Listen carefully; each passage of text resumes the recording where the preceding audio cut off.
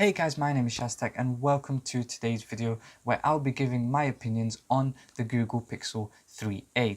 If you enjoyed this video, don't forget to leave a like on it and subscribe for more daily tech news. Right, so just to start off with, bear in mind that I don't have the Google Pixel 3 with me, so this is not a hands-on review, it's just my opinions from what I've seen. Google, if you're watching this video, hook me up with one, that'll be very nice.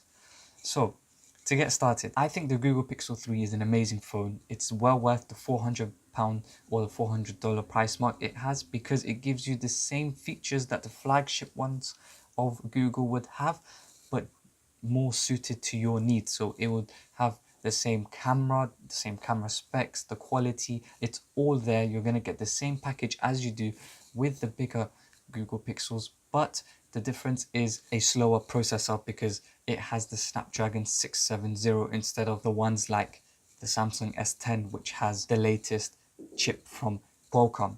Now, to the average consumer, it's not very important what processor it's using. It's still amazingly fast. From day-to-day use, there's no difference for you to be using this phone, and it's only going to be a few seconds difference, and I'm pretty sure that you can suffice with just losing a few seconds with it. This phone isn't targeted to those people who buy iPhones which are over $1,000, Galaxies over $1,000. These are more suited to me and you normally who just want a normal phone that does everything but at a cheaper price. The main selling point is the price and the camera. So I'm really happy that Google have done this, that they've gone out and said, we'll take courage to the next level.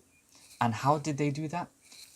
They made a phone that will rattle the market. This is a flagship killer. That's what I call it, a flagship killer, because you get the same with the Google Pixel line, but you get it in a format where it's compact, it's cheaper, it does the same thing. There's only a slight second difference with the speed, but that's really not going to affect you in day-to-day use.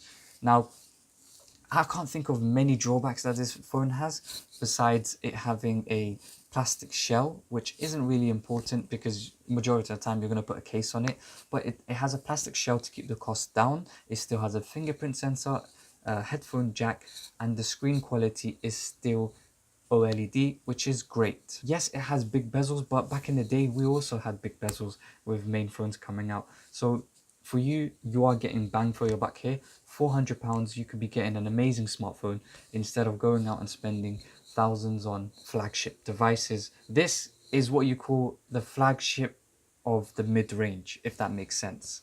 So overall, I think it's a pretty amazing phone.